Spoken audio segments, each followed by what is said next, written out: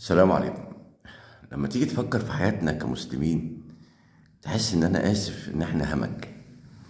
عمرك شفت باحث في الدين المسيحي طلع على قنوات وشرد الدين المسيحي زي الباحثين الاسلاميين اللي عندنا اللي مالهمش في الدين؟ عمرك شفت كنيسة معلقة ميكروفونين والكنيسة اللي بعدها علقت 8 والكنيسة اللي وراها علقت 6 والكنيسة اللي بعدها علقت 15 ميكروفون وزود وعلي صوتي وانا علي صوتك؟ عمرك شفت كده في اي كنيسة؟ عمرك شفت كنيسة أثناء الصلاة بتصلي في الميكروفونات ومغطية على الكنيسة اللي جنبها فمفيش حد عارف يسمع؟ مش هتلاقي. عارف ليه؟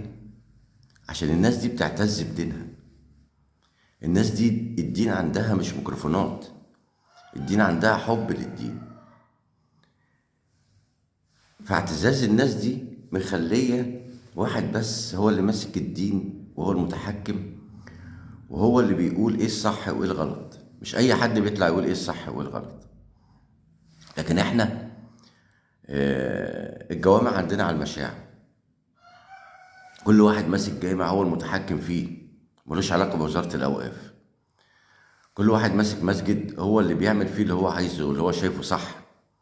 كل واحد شايف إن صوته حلو يخلي 5 6 ميكروفونات فوق الجامع عشان يسمع الناس كلها، رغم إن هو عنده في جوه بيصلي نفرين، يعني مش محتاج كل ده.